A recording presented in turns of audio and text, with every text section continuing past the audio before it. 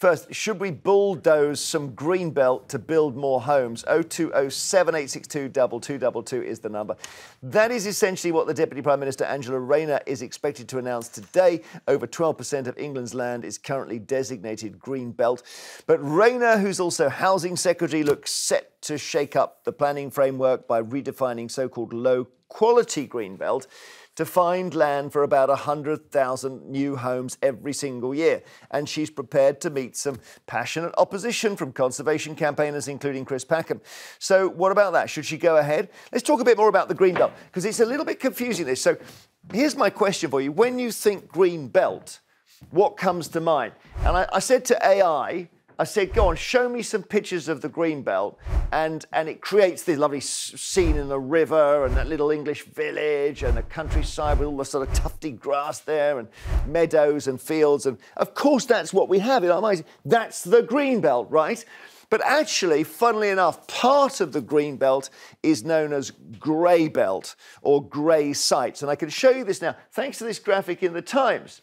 So this is the green belt here. Potential grey sites. Look. Turning the mauve. Look how many there are. Suddenly the map is speckled. Potential grey sites. She goes crazy. How dare they call us a grey site, says the lady on the back. But it's not there. It's other places that you wouldn't believe.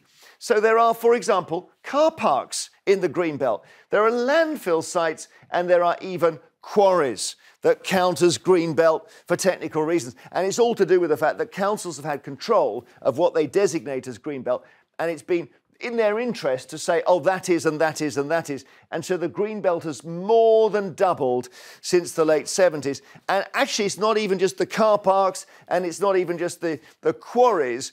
We've got, yes, we've got agricultural land, 65%. Yes, we've got woodland, 19%. But we've also got, down here, can you see, derelict petrol stations, roads, and even old golf courses. So you've got all kinds of things. You've got 6.8% is roads and petrol stations and some guys playing golf. And I'm going to be a little bit controversial here because you may well love your golf, OK? But if we just look at that guy and we put him on the golf course and we look at the amount of land that's taken by golf in this country, bring the club in, please. It's extraordinary. British golf courses are calculated to cover 1,256 square kilometre, roughly equivalent to the whole of Greater Manchester, and apparently just a little smaller than all the land covered by housing. Oh, you see where I'm going with this, Tim? Just stop playing golf. Yeah, I don't play golf. The problem goes away. Well, who does? Who does? The problem goes away. How about that? The other thing is, they're very unenvironmental. They look green, but that tightly manicured putting green, the lawns, nothing is growing, nothing is living. Are you happy, Tessa? You see that graphic, you see that there's a hell of a lot of green belt which isn't green. I'm talking car parks and quarries and whatnot. Just build on it. So, in the name of research, I contacted this morning early my favourite architect, because I know she's getting a bonus every year at the moment. It's never been a better time to be an architect. Wow. I've also seen her in private bemoan, oh, we go forward to the local community with these amazing plans, you know, the little recreational space, the green paddling pool, the roof garden. But I know that by the time it gets built, it'll have been salami sliced away, so all you get is a rabbit hutch. Of course. But then this morning, when she was aware her words were going to be spread on national television, she said, first of all, of Greenland, she said, yes, but Greenbelt, rather, sometimes it is, and I quote, forgotten by God, land made of puddles. Her point being, of course, a bit like your quarries and your landfill mines, why not build on it? And her other point that sounds not a land filled with puddles. Sounds like it's proper Greenbelt. That sounds... No. She's saying you could build like car parks. No, oh, I see. Okay. Kind of, you know, puddles are like potholes I see. and broken cement and disused roads. Yep. But and so her broader point also is, if you build on the green belt, you are more likely to have the transport infrastructure to connect you, so that doesn't need built. If you build more remotely, you have then got the logistical problems. But a green belt is already near to an urban hub. Okay, so let's do it. Tim, what about it? Golf courses, car parks, landfill, puddles. puddles. Build on the puddles. Can I just play my reform role, though? Yes, yes, please. Because I'm very happy to talk about reform building... is definitely pro-golf, I think. No, definitely. It's a golfing party. But one thing we are definitely is controlling immigration as well. Even before we talk about building on the Greenbelt, you know, there is no point building more houses until we've got our borders under control, because we have so many people coming into this country at the moment, and you know, nearly a net million a year or so ago. A lot of that is legal. That's just I'm not disputing permissioned. that. I'm not disputing that for a moment. But a lot of people who do not want to see either green belt or grey belt built on, first of all, they say, well, control our borders first of all. There's no point ruining England's green and pleasant land if we have people. Why have you got your head in your hands when he says that? It's just so unjoined up. It's so boring. No, I am being to joined up. You're the one Tim, not being joined up. You're in the green room, you know, talking green belts. I think you're a sophisticated guy, and then you come out of here tub-thumping away about immigrants. Basically, why shouldn't he be concerned about that? No, you're quite right. Are you honestly telling me that the level of immigration into this country at the moment doesn't have something to do with the pressure on our houses? What's interesting is, at the same time as we have I noticed you didn't answer my question. I'm answering it. I'm answering it. We have mass immigration. I agree, too high. We also have the lowest birth rate we've had since the Second World War. Why aren't you worried about that? I am. I think it's something like 4.9 babies per woman. I would have all sorts of pro-natal policies, but you're the one that's ducking the question. Look, Jeremy, back to what I would build on a few golf courses. I would build on car parks. I would build on quarries. But we have to control immigration first. Okay. What do you mean it's not first? What do you mean first? So we're going to let people have no homes while somebody works out how we can stop war, how we can stop climate change, how we can stop the mass movement of people? Come on, Tim, give me a break. You can control immigration tomorrow by the stroke of a ministerial pen, because legal migration, which is what's most out of control, is under the control of ministers. Sure. But I mean, absolutely. We've chosen that for whatever reason. Yeah. I mean, at least there's a democratic process. We've said there isn't a democratic we elect process. a government to make a choice about how many migrants we need, and they've decided it's about 500,000. And I don't know where that's come from. But, you know... You just need to look at, in social care alone, over 100,000 job vacancies. Any part of the NHS desperate to recruit. But you're right, you can stop that. You can stop that quite easily. So in other words, you'd let people die. I don't think it is... No, hang on a minute, OK, Tim, don't be silly. You'd let people die because we wouldn't be filling roles in our health service. Is that what you're saying? And you wouldn't build houses until people were dying because we've stopped migration. I mean, your policies are bonkers. Reform is bonkers. Of course. Reform is bonkers. Am I allowed to get a word in? Yes, you can now. Yeah. Look, of course we need to deal with our shortages in our health service, and we need to bring in people for those vital services.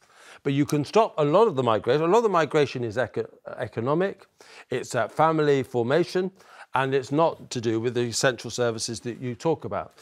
Building houses has to be done. We need to build more houses. They need to be beautiful houses, because if they're not beautiful houses, if they're kind of rabbit hutches that we get in too many parts of Britain, what it does is it undermines support for house building. So it may take slightly longer to build nice houses, but that means that actually house building becomes sustainable. OK, let's go. Hang on, Tessa, let's go to a call. Simon's in Manchester. Hi, Simon.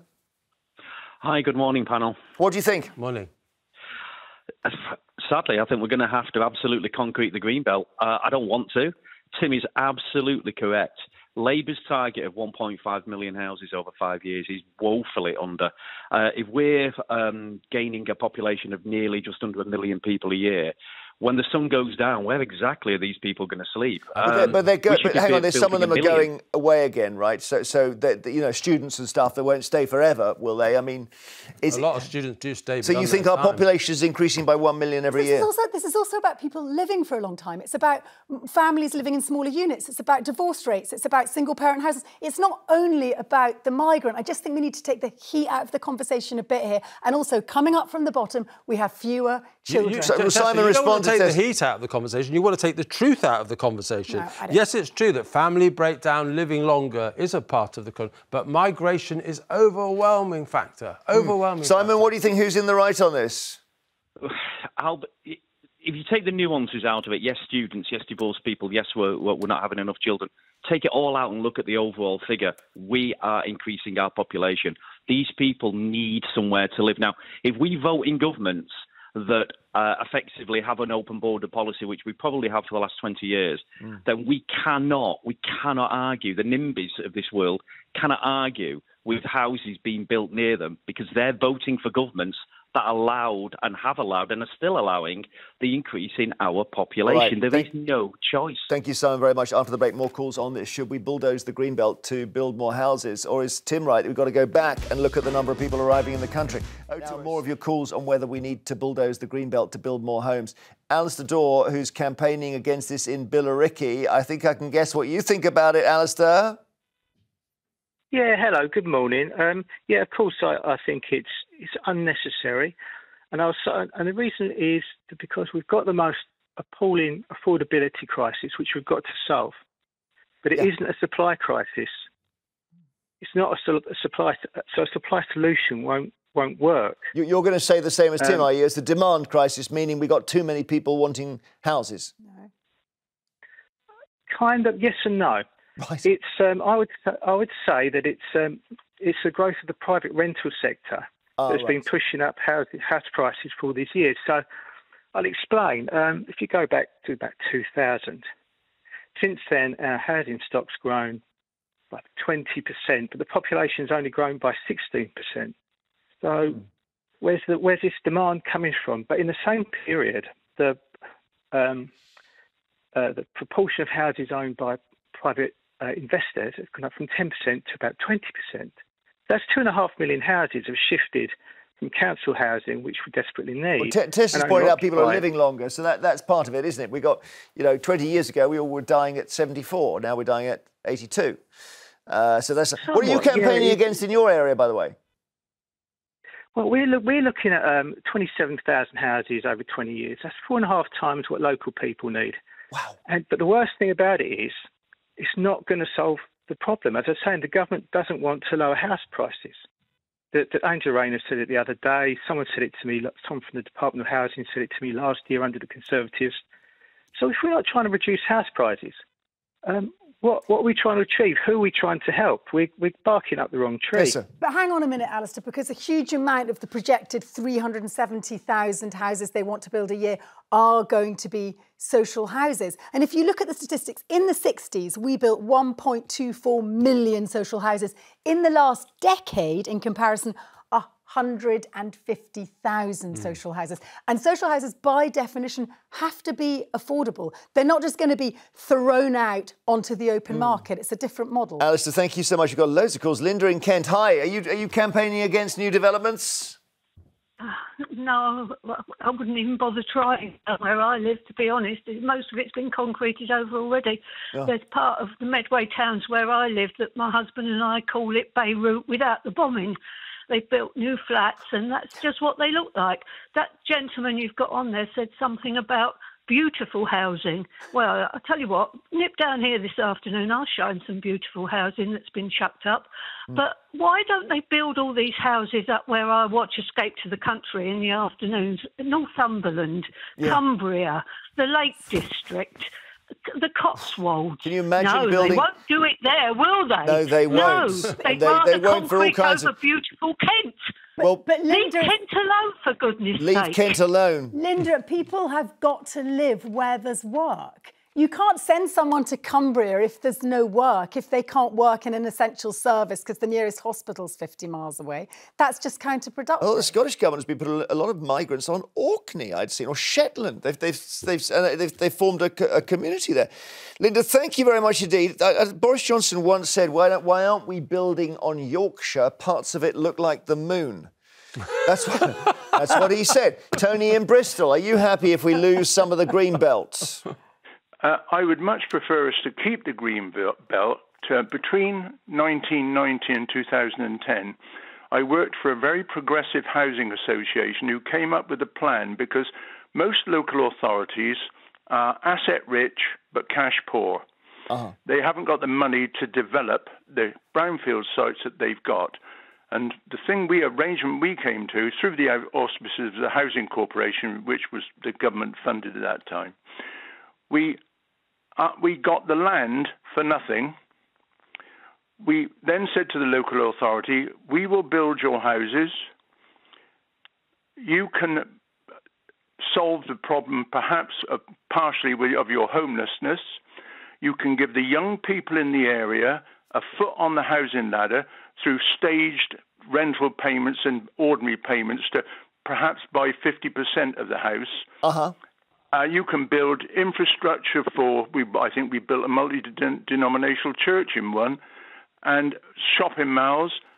And that way, you don't need to touch the green belt. There's plenty of brownfield sites which, if you were acquired for nothing, and that's the most expensive part of the house build, is the site. All right, so yeah, good thought. You do the building, the council gives you the land. That sounds like a solution, Tim. Yeah, no. But it goes back to your original thing. We've got too many people in this country, you think? That's the problem. And I agree also with a lot what Tessa says as well. When you have people sort of not marrying or settling down with a partner, not in their 20s, but in their 30s, people are extending their childhood, their period of singlehood, and that's a big factor as well. And that explains the gentleman from Billericay's point about why we need these extra houses, despite the fact the population hasn't grown quite so much. Andy in Kent, hi. Hi. What would you like to say, Andy? I agree with the panellists. I think that we shouldn't be building houses, or we need to build houses, but we've got so many people coming over at the moment. In certain areas, we've got so many people. The infrastructure's not there. The hospitals are not there. Tessa's got her head in her hands again. We haven't got enough staff in the hospitals. It's not the enough staff. It's that we've got so many people going to hospital now. We've got so many people trying to go into schools. We're just getting overrun. That line, Andy, actually schools are closing across Britain because of a shortage of children, particularly acute in inner city areas. In the inner city area I live in, 1/3 of the schools under investigation to potentially be closed. So we do throw around phrases. And yes, there are more people in our hospitals, but we also have more people working in our hospitals from overseas. But if you look actually at where the migrant population tends to coalesce and live, they're far more likely to live in a multi-generational house with more people per head in that house. For example, let's take Tim here. Tim, how many people live in your house? Just me. Just you. OK, and that would be highly unusual for a young migrant male who's maybe come over from Iraq, Afghanistan or indeed Romania. I bet you most migrant males in this country don't live alone. And one of the problems is that it's this singular living. I'm not blaming you, Tim, but it is a very recent phenomenon. So which country do you want Tim to go to? My little house is 300 years old. You can try and fit more than one person in it. You would. I tell you what. But you understand the point. Because one person needs a kitchen, he needs a bathroom, etc. You could share that bathroom and kitchen. Thank you. Interesting. Thanks for your calls. Storm will be tackling another side of this story in her show later, because she's going to ask if the government should ignore locals who oppose new prisons in their area and just build them. Later, we're asking if an £830 fine for dropping a cigarette butt is fair. That's a real story.